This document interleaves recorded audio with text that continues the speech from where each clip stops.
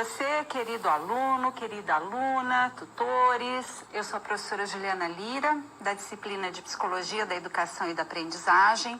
Na aula de hoje vamos falar sobre a psicologia e a educação. Qual a relação entre a psicologia e a educação? O que é a psicologia da educação? Qual é a função do psicólogo dentro da escola? E eu já trago uma notícia boa para vocês, que é a seguinte: a profissão do psicólogo escolar foi aprovada no final de dezembro do ano passado, juntamente com o assistente social, para formação de equipes multiprofissionais para atuarem nas escolas. Então agora é lei, e essa é uma luta antiga do Conselho Federal de Psicologia, que é a presença do psicólogo escolar nas escolas, e é um grande ganho para a nossa categoria de psicólogos. Eu sou psicóloga, sou formada há quase 25 anos, atuo em clínica, tenho um mestrado na área de educação também, e meus estudos se concentraram na área de superdotação, altas habilidades, superdotação. Então, no meu trabalho em clínica, já trabalhei com bastante criança, adolescente, atendo todas as idades, família também, eu já atendi bastante família, né? Então é um tema que eu gosto muito, porque na nossa disciplina nós vamos falar a respeito do desenvolvimento humano, da aprendizagem. Nós aprendemos, né, a partir do momento em que nós nascemos até a nossa morte, né? Nós estamos em constante processo de mudança, de aprendizagem, de metamorfose. Então eu convido vocês agora para verem qual o contexto da nossa aula, o que nós vamos abordar na aula de hoje. Então, o porquê de estudar a psicologia? Por que vocês, estudantes das licenciaturas, futuros professores, precisam estudar a psicologia ou a psicologia da educação? Quais são as contribuições, né, que o psicólogo da educação assume dentro da escola? O papel dele será de mediador nesse processo de aquisição do conhecimento, entre o conhecimento e o aluno. Então, a psicologia, ela tem sua origem, né, dentro da filosofia, e do grego psique significa alma e logos, estudo, ciência. Então, o estudo da alma. Mas quando a gente fala de senso comum, é muito regular a gente encontrar as pessoas falando: é o estudo das pessoas loucas, né? Existe muito preconceito em torno das pessoas que procuram fazer a psicoterapia, procuram a ajuda de um psicólogo. Por quê? Porque a história da psicologia lá atrás, ela está, né, relacionada com a psiquiatria, os manicômios. Então, a psicologia, ela teve uma grande luta também para transformar essa visão de que quem faz terapia é louco, né? Na verdade, a psicoterapia, a psicologia vai ajudar o ser humano a se conhecer, a buscar a sua força interior para lidar com as dificuldades, porque problemas nós temos todos os dias, não é verdade? Mas nós temos que ter recursos para lidar com eles. Então, a psicologia também vai favorecer no autoconhecimento, no desenvolvimento de habilidades, de atitudes, de comportamentos que possam auxiliar o indivíduo na sua pequena jornada que vai do nascimento até o momento da morte, né? Então, a psicologia, ela também está dentro da educação com as suas contribuições. São diversas teorias, diversas abordagens, e você, enquanto futuro professor, ou você que já atua, pode se apropriar daquela teoria com a qual você se identifica mais, para auxiliá-lo na compreensão do seu aluno, do processo ensino-aprendizagem. Então, o Vygotsky, por exemplo, nós vamos falar na nossa disciplina da abordagem histórico-cultural. Ele valoriza muito a interação com o outro, com a pessoa mais experiente, né, como mediador. O Piaget, ele foca no desenvolvimento cognitivo, como é que se desenvolve a inteligência do ser humano. Então, a psicologia, ela contribui com diversas teorias, com diversas abordagens que nós vamos abordar aqui na nossa disciplina. Então, vamos começar? Bem, as raízes da psicologia. É importante compreendermos a história da psicologia, a origem, como ela estava ligada à filosofia, depois à fisiologia, porque nem sempre a psicologia ela foi considerada ciência. Então, acompanhe no quadro ali comigo. A origem da psicologia é grega, juntamente com a filosofia grega, que visava o estudo da alma. Então, a alma é a psique, né? Psicologia vem de alma, mas não é essa alma que hoje nós psicólogos estudamos, certo? Esta é a psicologia, a psique lá da Grécia. Então, 2000 anos atrás, com os grandes filósofos, eles já questionavam, né? O que é consciência? Existe o livre-arbítrio? Quando o corpo morre, a alma morre também? Então, eram questionamentos que levavam a esse conhecimento mais profundo, né? Com isso que era tão obscuro como a nossa mente. Temos aí, dentro das raízes filosóficas, 3 correntes pelo menos. Então, o inatismo, racionalismo e empirismo. O inatismo, que tem Platão aí como a maior referência, afirma o seguinte, que nós já carregamos na nossa alma, todos os nossos conhecimentos, a nossa inteligência, as nossas características de personalidade. Então, o que seria hoje comparado à questão da genética. Então, o indivíduo já nasce com todo um potencial hereditário aí e, portanto, já está determinado todo o seu potencial. O racionalismo, que tem Descartes como a referência, afirma o seguinte, que o Descartes ele era racionalista, né? Então, a única forma de conhecer a verdade é por meio da razão. Então, o enfoque está na razão. A inteligência racional é algo inato. E ele era inatista também, porque ele fala, né, que a razão, então, ela é a única forma aí de se conhecer a verdade. O empirismo tem Hume e Locke como os exponentes e fala o seguinte, que os nossos conhecimentos vêm de onde? Da nossa experiência. Vem de onde? Do ambiente, somente do meio onde nós vivemos. E aí ele fala o seguinte, que nós nascemos como uma folha em branco, que serão escritas ao longo da nossa história. Essa é uma frase do John Locke. E Kant também, ele acaba provocando uma revolução nessas concepções e ele afirma o seguinte, que o conhecimento é proveniente das relações que acontecem entre a nossa natureza, ou seja, na questão biológica, e também com as experiências de vida. Então, o Kant tem uma visão interacionista, por isso que ele provoca uma grande revolução nos pontos de vista aí, de acordo com as várias correntes filosóficas. E aí nós temos o seguinte, que muitos anos depois, em 1879, Wundt, um alemão, ele funda o primeiro laboratório de psicologia científica. Então, marca aí, né, a fundação da psicologia científica. É quando a psicologia ela se desvincula da filosofia, certo? E ela traça essa corrente científica com métodos técnicos e a primeira, então, o primeiro laboratório de psicologia científica surge na Alemanha com Wundt, que visava a psicologia experimental. Certo? Então, pessoal, vamos entender que lá nas origens da antiguidade, com 2000 anos atrás, né, mais até, nós tínhamos os grandes filósofos que criaram várias correntes. Essas correntes influenciaram a psicologia, certo? E elas andavam juntas.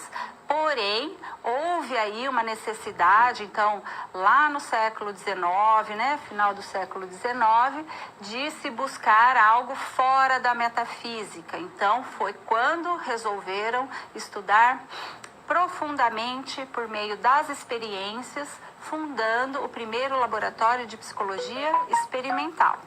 Certo? Então, funda-se aí a psicologia enquanto ciência, se desvinculando da filosofia. No próximo slide, veja ali, então, que Wundt deu origem a 3 movimentos. Ele foi o primeiro fundador da psicologia científica e, depois de Wundt, vem o estruturalismo, o funcionalismo e o associacionismo, que é o seguinte... O que é o estruturalismo? O estruturalismo tem o objeto de estudo como sendo as estruturas mentais. Por isso que o nome, né, é estruturalismo. Lembrem-se disso, ó, estruturas mentais. Visava conhecer a análise dos fenômenos mentais como sensações, imagens, sentimentos, e Titchener é o grande precursor do estruturalismo, tá? Então aqui é uma grande corrente fisiológica, tá? É uma corrente fisiológica dentro da psicologia. O funcionalismo compreende a mente sob a ótica do seu potencial dinâmico e busca conhecer o quê? O seu funcionamento e as funções aí do seu potencial dinâmico, como que funciona essa mente e as suas inter-relações também com a consciência. William James, que é o grande nome do funcionalismo. E depois temos o associacionismo com Thorndike, que fala o seguinte: a aprendizagem acontece por meio da associação de ideias, da mais simples à mais complexa. Então, essas 3 correntes importantes também influenciaram as outras correntes da psicologia, como a psicologia cognitiva comportamental, né, dentro da psicologia experimental também, né? E chegamos, enfim, ao objeto de estudo da psicologia científica, não mais aquela alma dos filósofos, mas o homem, os seus comportamentos e os seus processos mentais. Certo? Então, este é o objeto de estudo da psicologia científica. Então, dentro das abordagens da psicologia, claro, cada um vai enfatizar o seu objeto de estudos. Se nós pensarmos na psicanálise, Freud, ele vem trazer a contribuição fundamental do inconsciente na determinação dos nossos comportamentos, certo? Então, para a psicanálise, o inconsciente é o grande objeto de estudos. Quando falamos de psicologia analítico-comportamental, o comportamento, né, ele deve ser o foco da atenção, a análise do comportamento, né, observável e não observável. Temos a psicologia junguiana, corporal, a gestalt, a humanista, certo? Então, dentro da psicologia, cada corrente terá o seu objeto de estudos, mas nós podemos afirmar, de modo geral, que o objeto de estudos da psicologia são os comportamentos e os processos mentais, ok?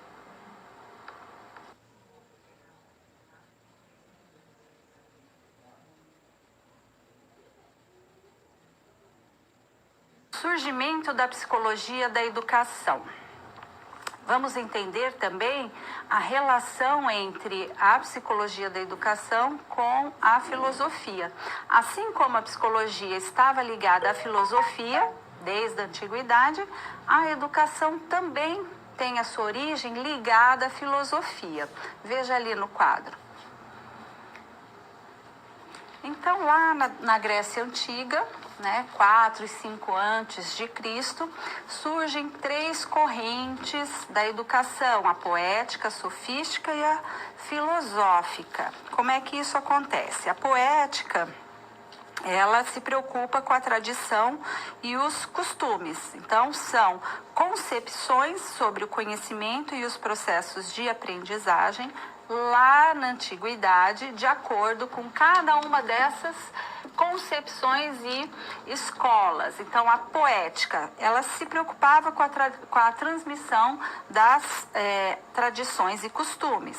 Para a corrente sofística, a preocupação devia ser com o ensino da linguagem, da matemática e da moral. E, de acordo com a corrente filosófica, buscava-se a união da poética e da sofística. Juntava as duas correntes por meio das ciências e do entendimento do inteligível.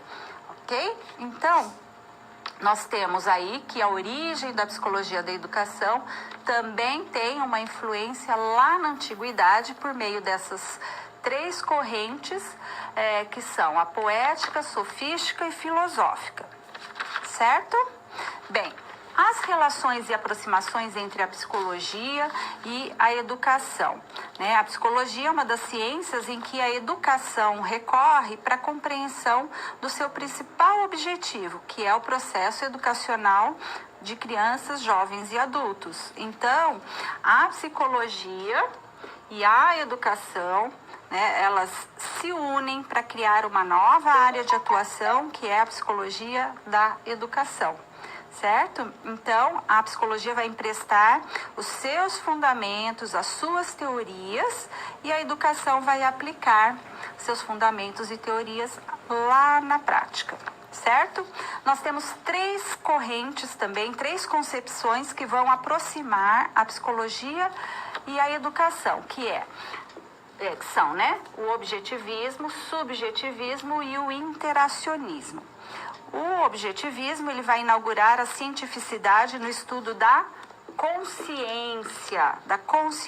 Então, começa a psicologia fisiológica, por exemplo, com a dissecção dos cadáveres para os estudos, o primeiro laboratório de psicologia experimental, e assim, vão se evoluindo as escolas psicológicas, o estruturalismo, o funcionalismo e o associacionismo, ok?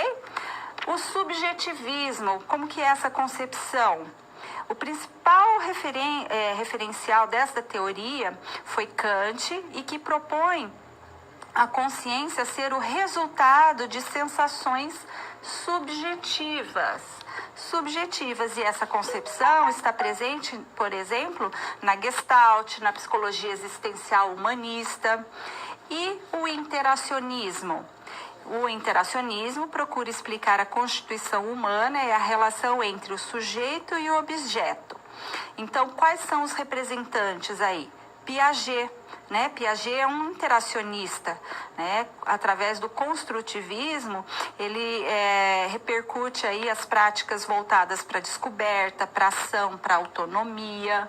E a psicologia sócio-histórica também merece um grande destaque nessa aproximação entre a psicologia e a educação, porque Vygotsky, que é a referência, o criador da psicologia sócio-histórica, ele usa a base do materialismo histórico dialético. Então, ele concebe o homem como em constante movimento, que transforma a sua realidade ao longo do tempo e também é transformado por ela.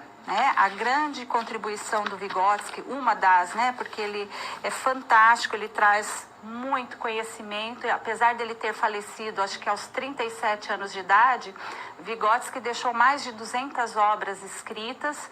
Nós veremos na nossa disciplina mais detalhadamente a contribuição de Vygotsky, mas ele fala o seguinte, que o ser humano, ele precisa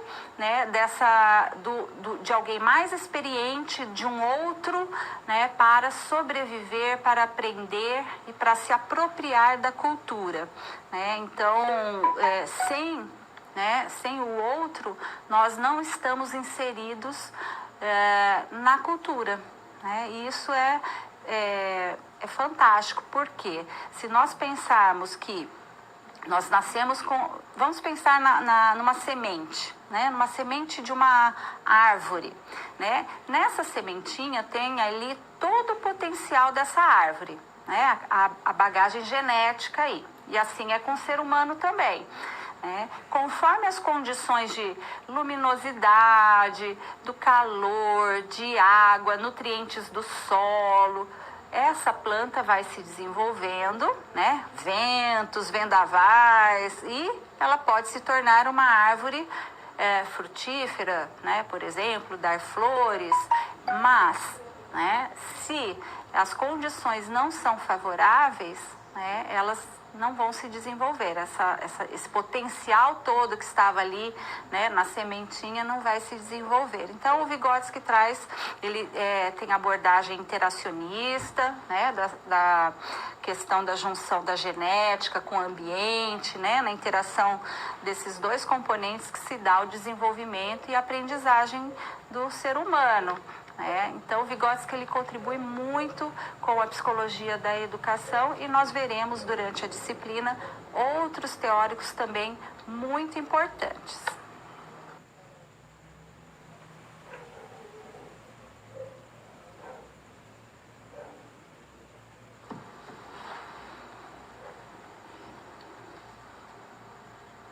Psicologia e educação. Então, qual é o objeto de estudos da psicologia da educação? O que é a psicologia da educação? Quais as contribuições da psicologia para a educação? Veja ali no quadro. Qual é o objeto de estudo da psicologia da educação? Então, é o processo de ensino e de aprendizagem. A aprendizagem pode ser entendida como o processo de mudança que acontece no nível do conhecimento e também do comportamento do indivíduo. Se nós pensarmos na origem da palavra aprendizagem vem de aprendere, do latim, que significa o quê? Agarrar, pegar, apoderar-se de algo. Então, é um processo no qual o indivíduo se apropria de conhecimentos, de habilidades, atitudes dentro de uma cultura. Então, é apreender, né, algo novo e incorporar ao conjunto de elementos que formam a nossa vida, nossa subjetividade, e aí vai se relacionando com a mudança de conhecimento que nós já possuímos. Então, a definição de aprendizagem tem como base os estudos realizados pela psicologia, tá? Então, vamos pensar no seguinte: quando se fala que o conceito de aprendizagem está no processo de mudança, né, a mudança ela acontece de forma deliberada, né, ou involuntária, né? Ou você, né, é consciente ou inconsciente, para o bem ou para o mal, né? Eu falo que a gente é um ditado bem clichê, mas a gente aprende pelo amor ou pela dor, não é verdade? Então, ou vai por bem ou vai por mal. E nós mudamos constantemente, né? Então, se caracteriza como aprendizagem a partir do momento em que ocorrem mudanças significativas. Veja ali no quadro novamente. Então, o processo de aprendizagem, ele acontece por meio da mudança num nível de conhecimento ou de comportamento. Ou seja, para que ocorra a aprendizagem, deve acontecer o quê? Uma experiência com o ambiente, né? Com o ambiente, ou seja, uma interação com o ambiente. Mas, né, vamos pensar no seguinte: se eu estou num processo de mudança causada pelo meu envelhecimento, por exemplo, comecei a ficar com o cabelo,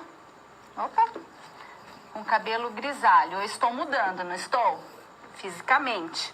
Eu engordei 10 quilos, enfim, né, eu estou com a coluna mais torta. Isso significa aprendizagem? Não. Por quê? Porque são mudanças temporárias, né? São mudanças que não vêm da interação com o ambiente, tá? Então, eu não posso dizer, por exemplo, que eu mudei, né? Pensem no seguinte: meu filho cresceu 2 centímetros em um mês.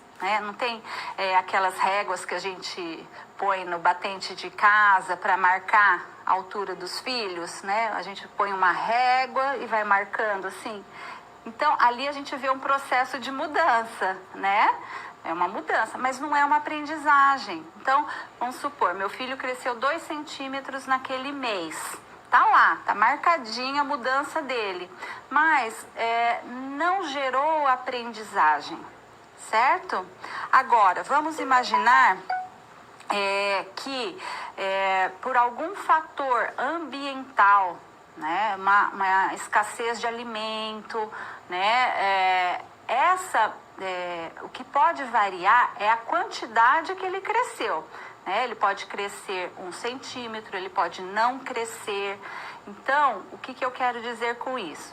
Que a mudança acontece quando nós interagimos com o ambiente e com isso nós aprendemos, certo? Então, mudar de altura significa aprendizagem? Não. Ficar grisalho, mais gordo? Não. Tá bom? Então, nós aprendemos quando essas mudanças, né, geram uma relação com o meio por meio das experiências. Tá bom? Então, voltando ali no quadro. Então, a psicologia e a educação, elas têm influências de outras áreas, que são os núcleos de estudos da psicologia que se destacam em relação à educação. Quais são esses núcleos que influenciam tanto a psicologia quanto a educação? Por exemplo, a psicometria, né, que é o estudo e a medida das diferenças individuais e a elaboração de testes. A psicometria, ela surgiu, né, o primeiro teste surgiu com Binet em 1920, teste psicométrico, que visava a quantificação do quociente intelectual. Tem um teste muito utilizado também, que se chama o VISC, que já está na 4ª versão, VISC 4, que ele avalia também o quociente intelectual, mas ele traz e permite uma avaliação qualitativa também dos dados e não somente quantitativa, tá?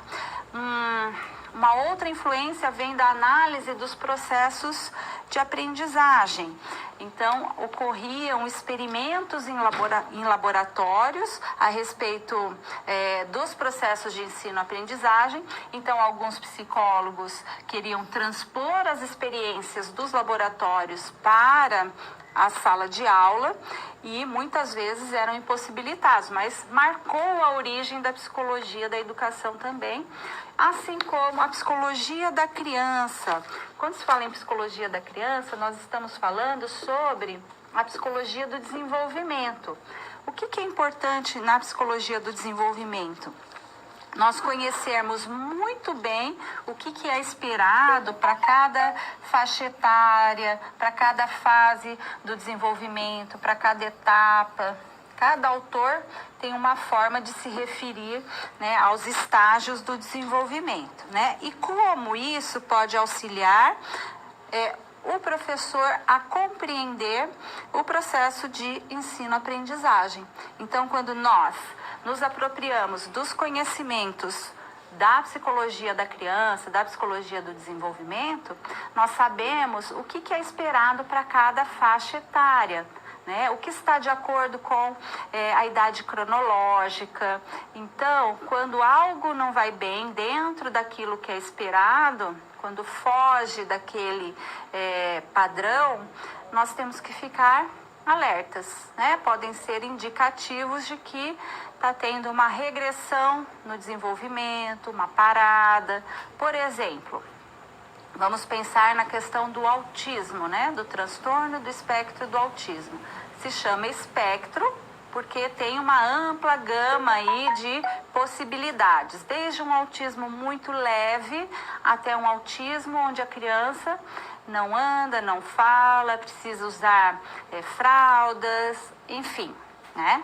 Vamos pensar, então, numa criança um bebê de 6 meses, né? É difícil dar o diagnóstico de autismo precocemente, né? 6 meses é um diagnóstico precoce. Claro que de uns 10 anos para cá, os pediatras, os médicos, psicólogos, fisioterapeutas, os profissionais da saúde, da educação estão tendo mais acesso a conhecimentos e estudando mais a respeito do autismo, e isso tem facilitado o encaminhamento para os profissionais realizarem o diagnóstico, porque não existe nenhum exame de imagem, né? Não existe, por exemplo, não é a tomografia, a ressonância que vai determinar dar indícios de que essa criança tem autismo, mas é a observação, a clínica mesmo. Então é o pediatra ali vendo esse bebê, a mãe e o pai falando, né, como ele se desenvolve, a interação entre o bebê e a família. Então, pensando na psicologia do desenvolvimento, a psicologia da criança, é esperado que um bebê com 2 meses já comece a sorrir, dar risada, emitir sons. Se isso não acontece dentro de um tempo esperado, nós temos que prestar atenção. Uma criança, é esperado que uma criança sente com 5 meses de idade, né? Vamos observar se ela é molinha, se ela cai, com 7 meses ainda não senta, temos que estimular. É esperado que comece a engatinhar com 9 meses. Tem alguns que são mais precoces, começam antes, andar com 1 ano, enfim. São etapas que um desenvolvimento normal, dentro do esperado, aí, seguem. Uma criança autista, você tem indícios quando, por exemplo, a mãe está amamentando e ela não fixa o olhar na mãe, né? Não tem aquela conexão com o olhar. Quando a mãe interage e o bebê não interage. Quando é chamado pelo nome e ele não reage. Aí são indícios de que algo não está dentro do esperado. Por isso que a psicologia, né, com os seus conhecimentos, ela pode contribuir muito com a educação também, tá? Voltando ali no quadro. Então, no início da psicologia da educação, tinha lá antes, né, de 1920 a 1955, o estudo dos fenômenos educativos não é exclusivo da psicologia da educação, certo? Então, a psicologia da educação, ela era o quê? Unilateral, ela partia da psicologia e a educação acatava. Ou seja, a educação era a área que aplicava os princípios da teoria psicológica a uma classe de comportamentos em particular. Então, nós utilizávamos as teorias da psicologia para aplicar na educação. Atualmente, qual que é a visão? De que a psicologia da educação é uma disciplina ponte. O que é uma disciplina ponte? É uma disciplina que utiliza os princípios, os conceitos, os métodos e resultados da pesquisa psicológica. Portanto, a psicologia da educação, ela acontece numa via de mão dupla. Por quê? Porque ela auxilia a educação e a educação auxilia a psicologia. Então, são áreas que se complementam, tanto a psicologia se utiliza dos conhecimentos da educação, como a educação se apropria das teorias da psicologia e juntas elas formam essa disciplina ponte. Uma complementa a outra. Essa é a visão atual da psicologia da educação. Então, a psicologia tem as suas abordagens, as suas teorias e juntas elas vão fornecer aí instrumentos, concepções, conhecimentos, métodos, teorias, para que o professor, o psicólogo tenha um embasamento para compreender a evolução do processo de ensino-aprendizagem, certo? Então, nós temos aí que a psicologia da educação é uma disciplina ponte, por quê? Porque ela junta os conhecimentos e realiza essas trocas entre a psicologia e a educação.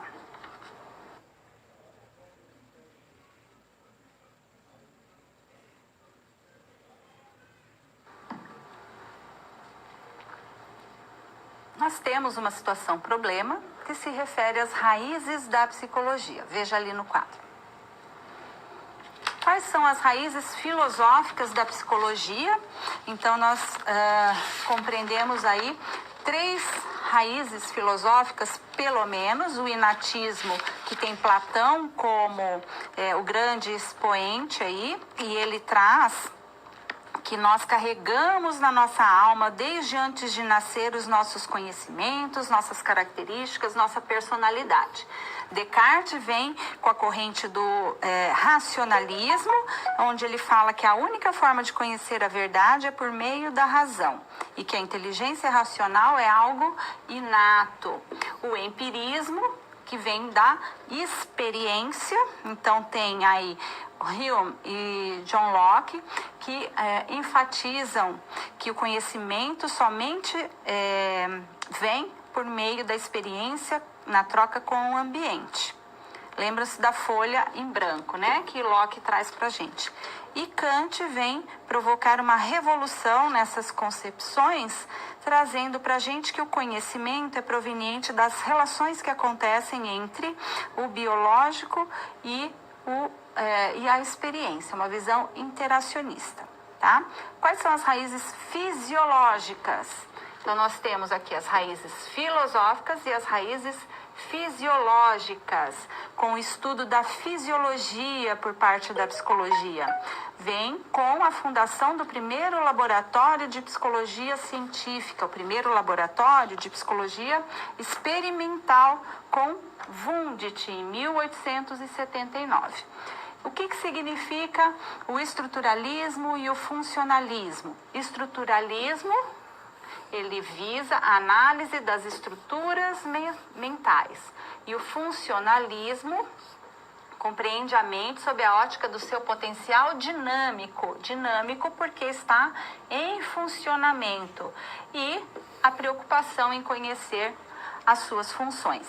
Qual é o objeto de estudos da psicologia? É o homem, certo?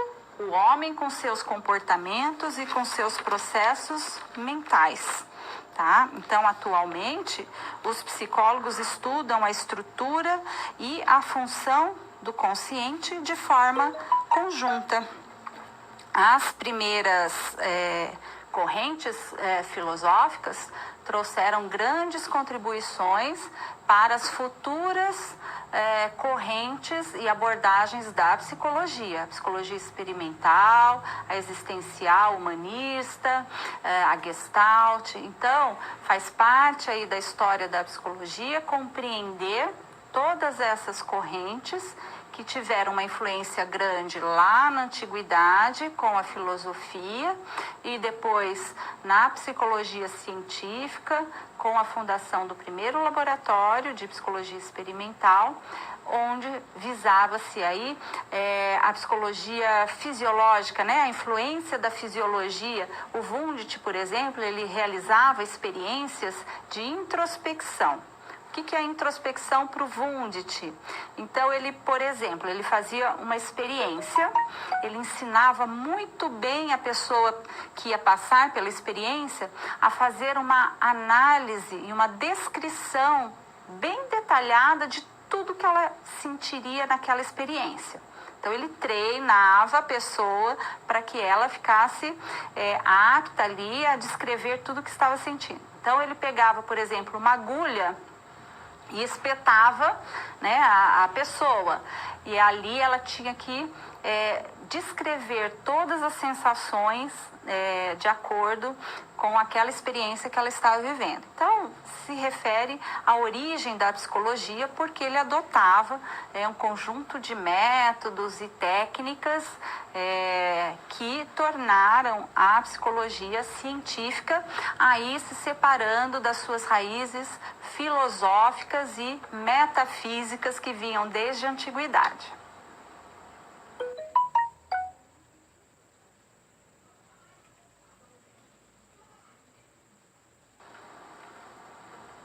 E aqui nós vamos dar uma parada para que você envie suas dúvidas, comentários, perguntas.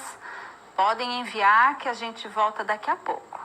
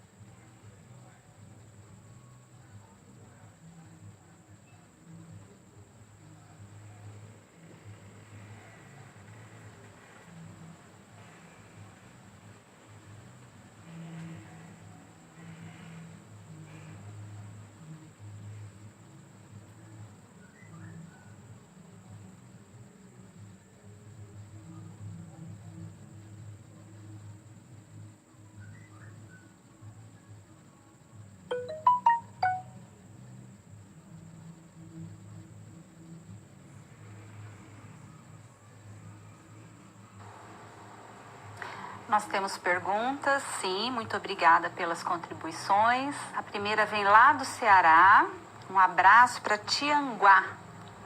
Bem, é o seguinte, estudar psicologia é muito importante para entendermos os processos de aprendizagem dos nossos alunos e de que forma nós podemos compreendê-los efetivamente para melhorar a cada dia nossas práticas como educadores. Muito obrigada pela contribuição. Então, a psicologia, ela fornece todo um embasamento teórico e prático também, que envolve a subjetividade humana, né? Então, é uma forma de conceber o ser humano de acordo com um modelo biopsicossocial. Por que biopsicossocial? Porque ela compreende o ser humano de modo holístico e integral, como a parte biológica influenciando a parte social influenciando a parte biológica, a parte psicológica influenciando o social, enfim, né? São esses três aspectos que vão desencadear o comportamento. Então, por isso que nós falamos e acreditamos neste modelo biopsicossocial, onde cada um desses aspectos, né, está interligado, um influenciando o outro. Quer ver um exemplo? Se você quer ver a parte, eu falo sempre, né, quando a boca cala, o corpo fala. Isso é um princípio da psicossomática. O que é psicossomática? É a influência do psiquismo no adoecimento. Então, muitas vezes uma gastrite ela pode ter um fundo psicológico, um estresse muito grande, um nervosismo, uma dor de cabeça, né? Tem pesquisas que indicam que o nosso psiquismo pode influenciar no câncer, a depressão, enfim, tudo isso está interligado. É uma forma de compreender o ser humano. E se nós temos essa forma de compreender, logo nós vamos transferir esse conhecimento para dentro da sala de aula e entender que aquele aluno que sempre teve um bom andamento nas disciplinas, era participativo, e ele passa a ficar isolado, triste, ele dorme durante as aulas, o rendimento dele caiu. Opa, alguma coisa aconteceu. Então, eu tenho que pensar nos aspectos psicológicos, sociais. Será que está acontecendo alguma coisa na casa do fulano? Então, é uma forma de compreender o mundo, tá bom? Outra questão. Olha aqui. Criciúmal, lá no Rio Grande do Sul. Um abraço para vocês. Como posso proceder com crianças que apresentam tiques nervosos, como gagueira, embalar-se, piscar muitos olhos quando ficam nervosos? Tem uma fase do desenvolvimento que o Freud fala pra gente que é a fase de latência, que vai dos 6 aos 11 anos de idade, mais ou menos, que é natural, é normal ter tique nervoso.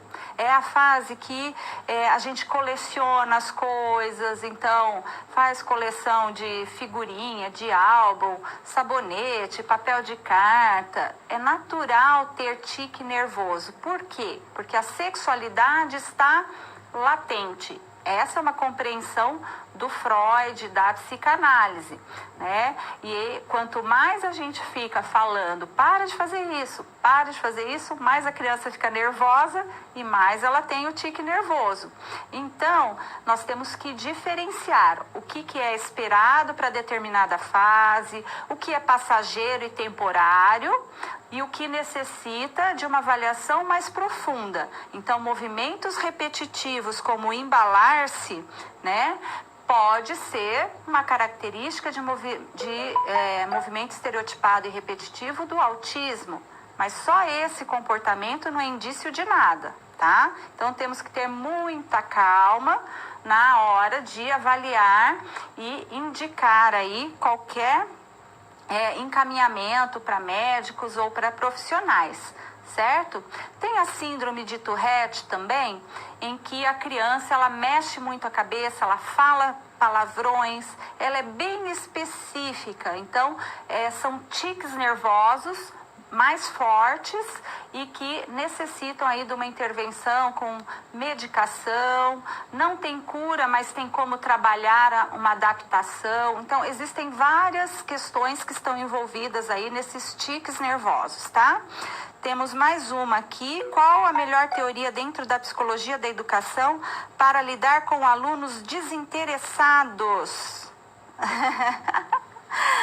Ai, como que eu vou responder isso? Existem várias teorias da psicologia, né? Temos as teorias da motivação, temos teorias que indicam que o aluno precisa, por exemplo, as teorias das altas habilidades de superdotação, né, das inteligências múltiplas, de que o aluno ele precisa se sentir interessado naquela área que ele gosta, né? Temos questões relacionadas ao fracasso escolar, em que o ambiente é que deve provocar algumas mudanças, né, umas mudanças ambientais para que esse aluno consiga se sentir mais interessado, enfim, né? Eu acho que nós temos que nos apropriar de um conjunto de conhecimentos. Nem sempre uma teoria é suficiente aí, né, para que você consiga lidar na prática com todas essas questões.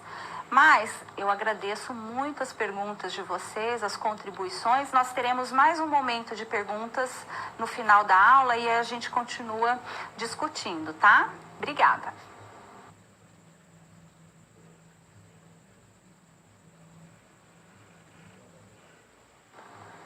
Vamos falar sobre as práticas educativas e âmbitos da educação. A educação formal, não formal e informal, né? Então, acompanhe ali no quadro. A educação surge à medida que se institui a cultura. O que essa frase traz para a gente, né? Que o homem só se torna homem quando ele está aprendendo junto com outro ser humano mais experiente. Ou seja, um bebê quando nasce, se não tiver um cuidador, ele vai padecer e vai morrer.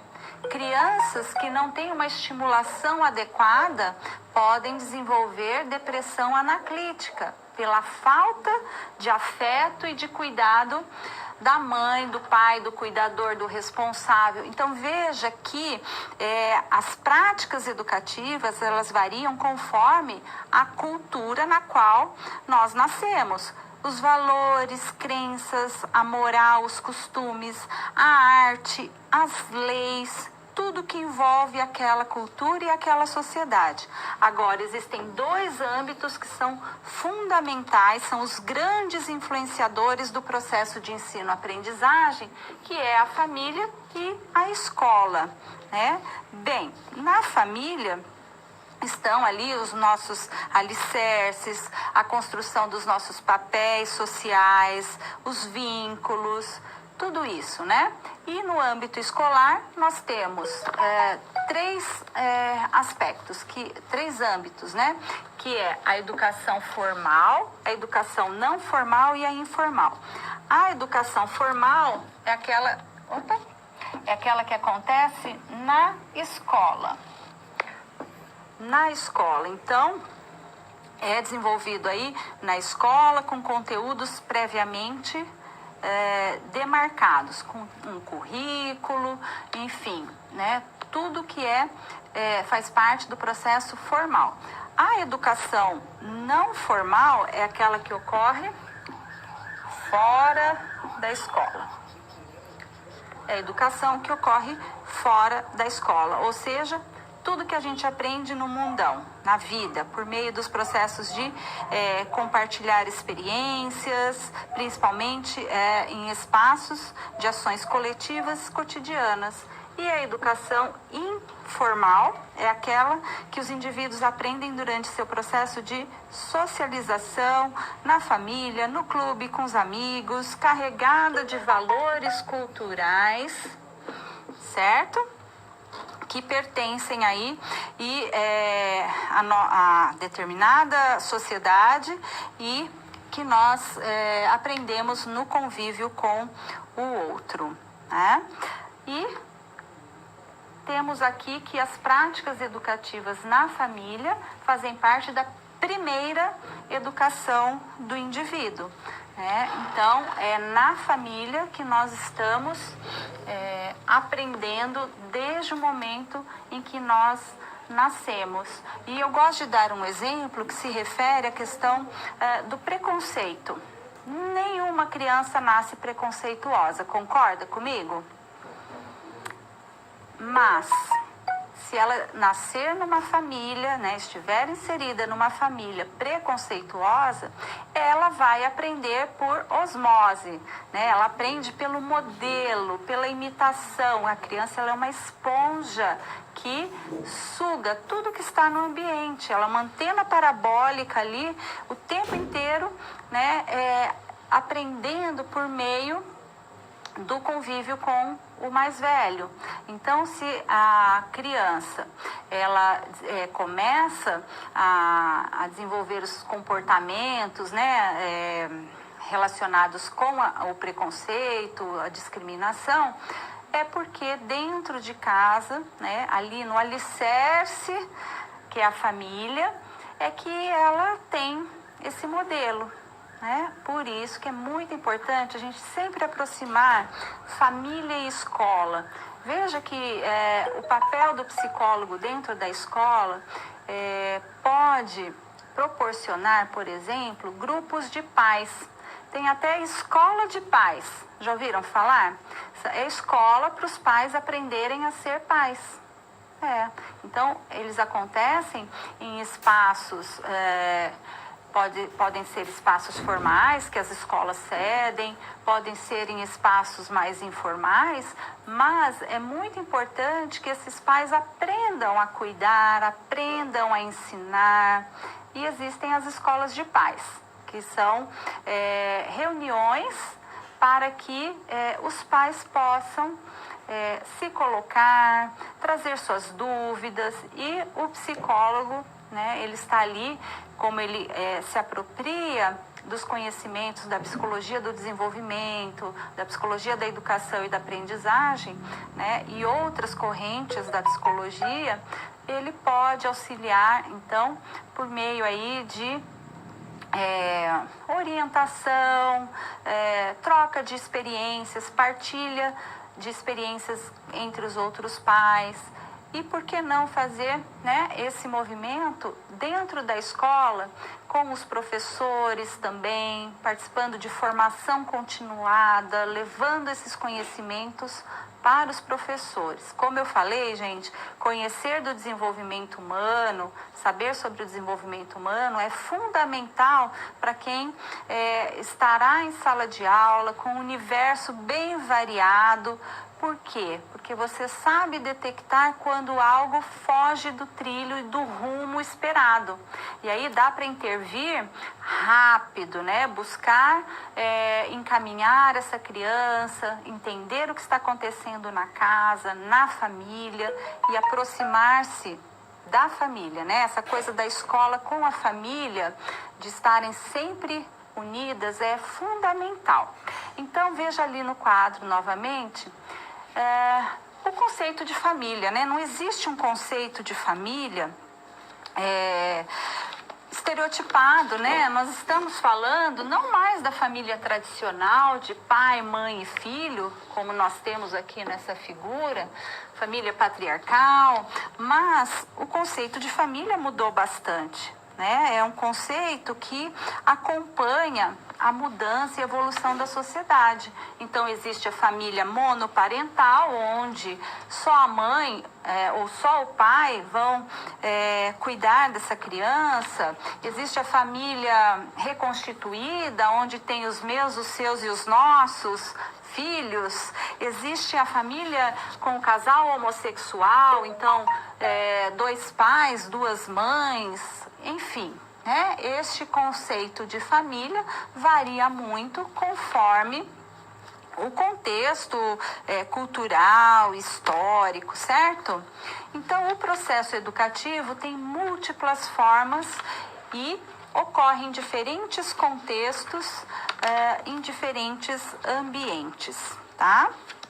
Então, mesmo que nós crescemos aí entendendo que existe um modelo de família tradicional, o importante é que a gente consiga ficar livre de preconceitos, né? E que o importante são os valores transmitidos, promovendo aí o desenvolvimento e o tipo de vínculo que é estabelecido aí, então, entre os pais, os cuidadores e o bebê. Tá certo? Então, quando se fala de práticas educativas, nós temos que pensar, primeiro, dentro da família, nós aprendemos tudo dentro da família, com um cuidador, não importa se é a mãe, o pai, uma família tradicional, mas né, é a família, no seio familiar que nós aprendemos as primeiras aquisições da nossa vida e aprendemos a ser humanos. E depois, quando se fala de práticas educativas, temos a escola. Então, no âmbito da família e da escola que ocorrem as principais influências para a nossa aprendizagem.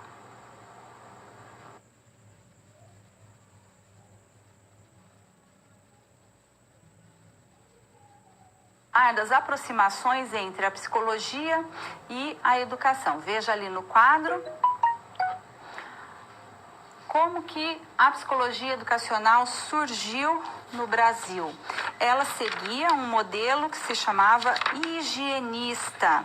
O que é esse modelo higienista?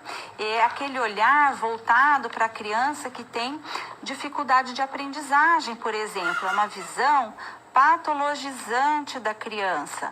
Por exemplo, quando um psicólogo que trabalhava em uma escola aplicava testes para separar a criança que estava apta a aprender daquela criança que não estava apta. Era uma visão que segregava, encaminhava um aluno para uma escola especial, por exemplo, porque ele não teria condições de frequentar uma escola regular, porque ele não aprendia como os outros. Tinha um olhar voltado para a criança que não aprende, então as crianças que eram avaliadas, muitas vezes elas tinham dificuldade de aprendizagem, nem sempre elas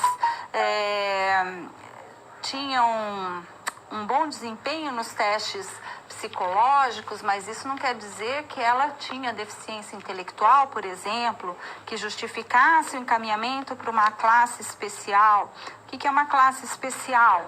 É uma classe para os alunos com deficiência intelectual dentro da escola comum.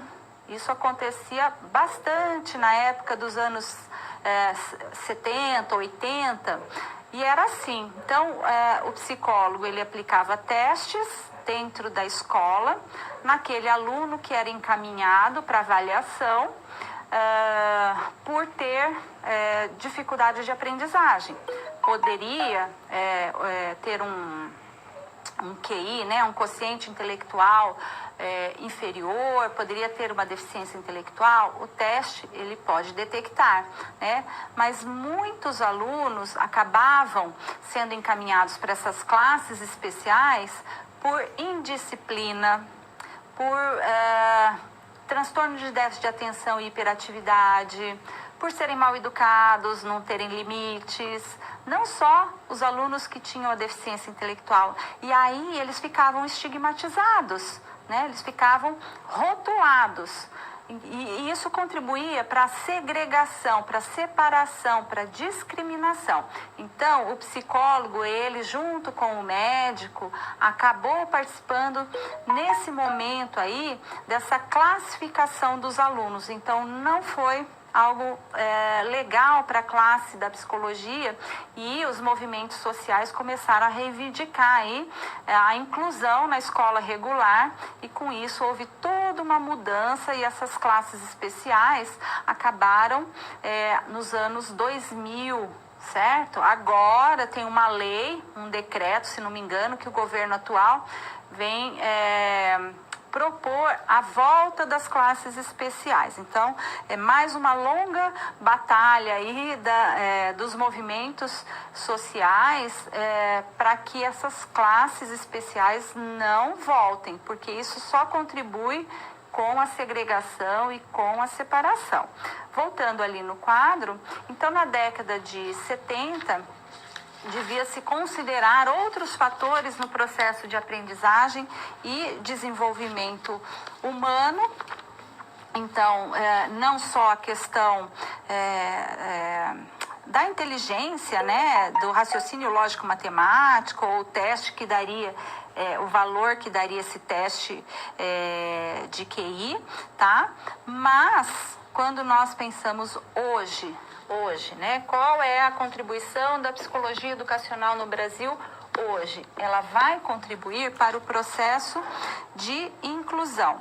Ou seja, quando o psicólogo ele legitima o diagnóstico por meio de um teste psicológico ou psicométrico de que aquele aluno não está apto para frequentar uma sala regular, ele acaba tendo uma conduta a favor da exclusão, né? A exclusão dentro da escola, a favor da intolerância à diversidade.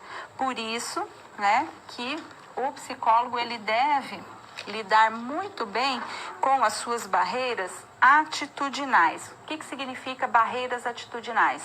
São as nossas atitudes pessoais e sociais em relação à inclusão. Será que nós somos mais favoráveis ou desfavoráveis ao processo de inclusão de alunos com deficiência dentro da escola regular? Cabe aí uma autoanálise. Se você está estudando para ser um futuro professor ou se você já atua como professor, você precisa compreender quais são os seus preconceitos. Por quê? Lá na sala de aula, você vai lidar com uma diversidade de alunos. Alunos com dificuldades de aprendizagem, aluno simpático, aluno com deficiência, aluno que te agride porque ele quer sua atenção. Nós não estamos falando só do público-alvo da educação especial, nós estamos falando de todas as diversidades dentro de uma sala de aula, porque a educação inclusiva, ela prega justamente que todos devem estudar numa mesma escola e no mesmo espaço. Então, fica aí a dica, né, para que você faça uma reflexão a respeito, das suas condições relacionadas aí ao preconceito e à discriminação, tá bom? Volta ali no quadro. Então, veja que existem diferenças entre a psicologia educacional e a psicologia escolar. A psicologia educacional ou psicologia da educação é uma área do conhecimento que tem como objetivo compreender os fenômenos psicológicos envolvidos no processo educativo. A psicologia escolar tem o âmbito profissional como um campo de intervenção. A escola é um campo de intervenção. A escola e as suas relações que se estabelecem ali. Então, a psicologia da educação, ela é uma sub-área do conhecimento da psicologia que tem como vocação a produção de saberes relativos aos fenômenos psicológicos que constituem o processo educativo.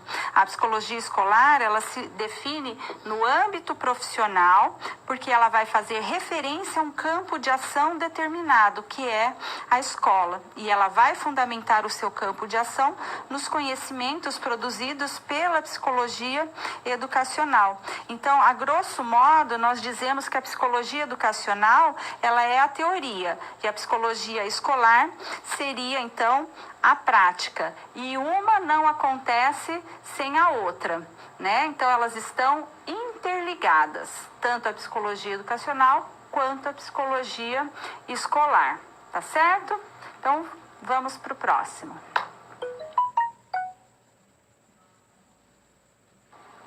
o atual contexto educacional e a psicologia. Então, vamos ao slide. Nós temos aí as contribuições da psicologia para o contexto educacional, como, por exemplo, pesquisas, participação, observação, intervenção e interdisciplinaridade. Então, isso vai fazer a diferença na hora de entender os processos educativos, quando a gente considera todo um contexto e compreende o indivíduo de modo biopsicossocial, né? A questão social, a influência cultural, o histórico, tudo que faz parte da vida desse indivíduo e onde ele está inserido. Esta é uma forma de compreender aí o ser humano, né? O seu desenvolvimento, a sua aprendizagem, de acordo aí com a sua prática educativa. Tá certo? Então, a psicologia da educação, ela surge aí com o objetivo de dar um suporte nesse processo de ensino-aprendizagem, somando aí a realidade escolar, com todo esse conjunto, né, de observação, intervenção, interdisciplinaridade, pesquisas, com esse arcabouço teórico, para favorecer justamente a compreensão do todo, tá? E aí existem desafios da educação e da psicologia no desenvolvimento e aprendizagem dos indivíduos.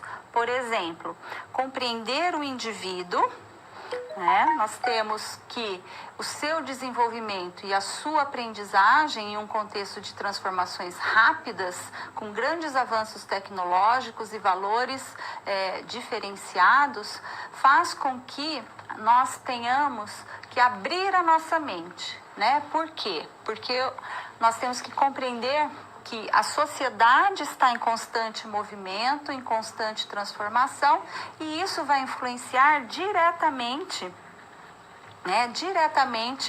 no desenvolvimento e na aprendizagem do indivíduo.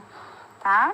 Então, o que nós temos, né, que pensar? Que o grande desafio aí da psicologia é compreender esse indivíduo, e a psicologia educacional vai ser um apoio para a compreensão do desenvolvimento global do aluno, e com isso a psicologia escolar coloca em prática toda essa compreensão a respeito do desenvolvimento, da aprendizagem, no dia a dia, né? Contribuindo, portanto, com o ser humano que está ali em constante desenvolvimento e mudança. Deu para entender a diferença da psicologia educacional, da psicologia escolar, dos desafios para a nossa área de atuação? Então, a psicologia educacional ou da educação, ela traz toda uma bagagem teórica de conhecimentos, concepções, né, de acordo com as abordagens, os teóricos que nos trazem grandes conhecimentos. A psicologia escolar seria a prática, o âmbito profissional desse psicólogo. Portanto, ele vai se utilizar de toda essa teoria, com essa bagagem de conhecimentos, aplicar na prática para que, né, esse é o grande desafio, para que compreenda o indivíduo de modo integral, em todas as suas variantes aí, o aspecto biológico, psicológico, social. Tá? Então, a psicologia ela traz essas contribuições diante dos desafios que a realidade nos impõe, né? Que se referem aí a lidar com preconceitos, discriminação em relação às minorias, homofobia, por exemplo, racismo, bullying dentro da escola. Um dos grandes desafios se referem ao bullying, né? Como prevenir o bullying? Questões relacionadas à gravidez precoce na adolescência. O Brasil é um dos países que tem o maior índice de gravidez na adolescência. A violência sexual contra adolescentes, jovens, né, e crianças de 10 a 14 anos tem índices muito altos aqui no Brasil. Então, existem vários desafios e o psicólogo escolar pode, né, formar uma parceria com os professores, com os gestores, com os pais, certo? Em prol dos alunos, formando grupos de estudo com os professores, grupos de discussão com os pais, abrindo espaço para que os alunos, por exemplo, possam ter uma atividade tão legal que é a caixa anônima. Então, vamos supor que o psicólogo ele cria ali um ambiente para reflexão, é a hora de discutir os sentimentos. Então, os alunos podem colocar ali nessa caixa perguntas e ele escreve num papelzinho, não se identifica, né? E o professor vai tirando, o psicólogo, né, pode trabalhar em parceria, vai tirando essas perguntas e vão debatendo, certo? Então, é uma atividade prática ali que pode favorecer o diálogo, né? O principal jeito de chegar até o aluno, principalmente na adolescência, é por meio do diálogo, certo? Então, existem grandes desafios e nós temos que estar antenados aí com o que está acontecendo na sociedade, as mudanças que são muito rápidas e também olhar, né, para a subjetividade do nosso aluno.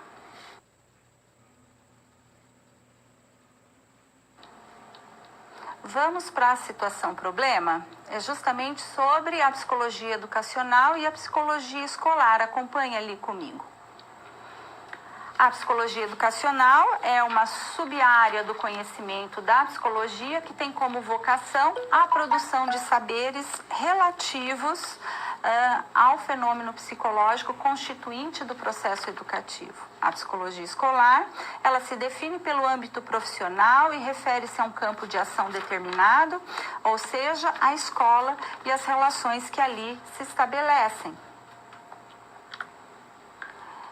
Então, a proximidade da ciência e psicologia com a ciência e a educação ocorre por meio da escola. A escola é o espaço legítimo de educação formal e traz aí grandes desafios. Por exemplo, esse olhar cuidadoso que nós temos que ter, reflexivo e crítico. Um diálogo e articulação contínuo com várias ciências, entre elas a psicologia, certo? Então, nós temos aí que pensar neste indivíduo que está inserido, né, num espaço formal de educação, mas ele vem com a sua bagagem cultural, histórico-cultural, com todas as influências que ele tem no seu desenvolvimento, na sua subjetividade, e a psicologia escolar vem favorecer essa compreensão global do indivíduo. E quais as contribuições da psicologia para o contexto educacional na atualidade? Bem, por meio de pesquisas, participação, observação e intervenção, e o mais importante, no sentido colaborativo e interdisciplinar, ajudando aí em vários fatores, ok? Então, esta parceria entre o psicólogo e o profissional, o professor, né, pode ocorrer de modo colaborativo.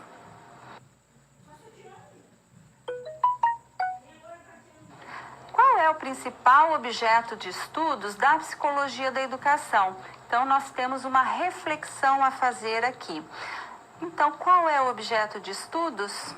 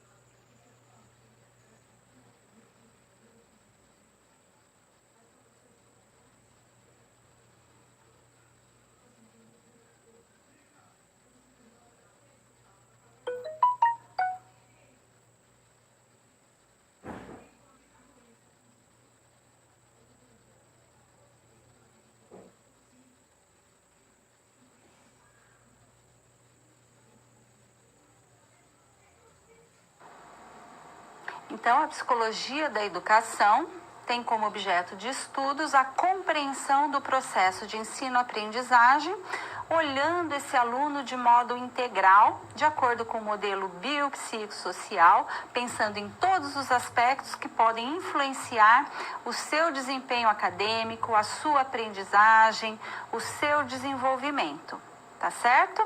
Então, vamos compreender aí que essas teorias que a psicologia empresta para a educação podem favorecer essa visão global do aluno. Nós temos que pensar que a escola é um local de aprendizagem, mas é um local também para socialização, para o desenvolvimento de habilidades sociais como a empatia, a cooperação, né? Então, por ser um espaço de diversidade, a escola ela é propícia para o desenvolvimento aí de várias habilidades e comportamentos. Então, o psicólogo escolar fica atento, né, a todas essas questões que influenciam o desenvolvimento e o comportamento do seu aluno. Recapitular a aula de hoje, então nós vimos a respeito do histórico da psicologia, compreendemos as relações entre a psicologia e a educação, percebemos as contribuições que a família, a escola e as relações sociais desempenham na formação do indivíduo e compreendemos aí diferenças entre a psicologia da educação e a psicologia escolar. Bem, então nós vamos ficando por aqui. Peço que vocês leiam o livro didático da disciplina, façam todas as atividades. Se ficou alguma dúvida, vocês mandem na próxima aula, na aula atividade também. Nós teremos o maior prazer em abordar esse tema novamente, caso tenha ficado alguma dúvida. Eu quero agradecer muito as contribuições. Nós não pudemos ler todas, mas com certeza teremos outros momentos para que vocês continuem enviando, tá bom? Obrigada a todos e até uma próxima. Tchau!